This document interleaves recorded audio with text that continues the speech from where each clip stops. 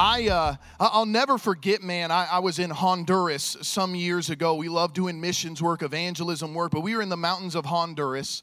And literally, we get on a bus, we drive for 8 hours up into the mountain. We get to the top of towards the top of this mountain. And then we have to go on between an 8 and 12 hour hike to get to the villages that we were going to be ministering. They didn't have roads that went all the way up there.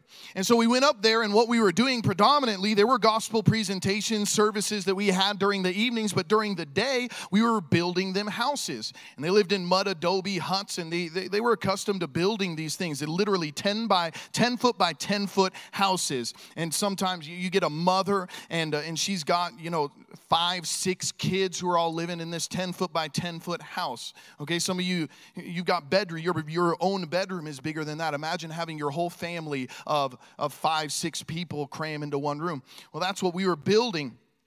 And it was really crazy to me when we came up there. We brought some tools. We bought shovels and wheelbarrows and all this kind of stuff. We strapped them on a burro because, again, we couldn't take a truck or anything up there. We get up there, and so the first thing they do is they want to dig a 3 foot by 3 foot. I don't know why you care. You guys could build one of these on your own, I guess, if you want to. So 3 foot by 3 foot, 10 by 10, okay?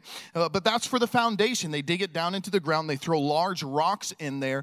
And we were just watching, because as we got up there, they had already begun the process of building these homes. And the Hondurans, they were there, and with their machetes, they were stabbing into the ground, and they were breaking off, and they would take piles of dirt, and they would put it in a 5-gallon bucket, and then they would take the 5-gallon bucket, and they would dump it in the wheelbarrow. They would take the wheelbarrow over to a pile of dirt that they had some ways off, and then they would take the shovels, and they would shovel the dirt from the wheelbarrow into the pile. You guys you understanding what I'm saying? They were digging with their machetes by hand.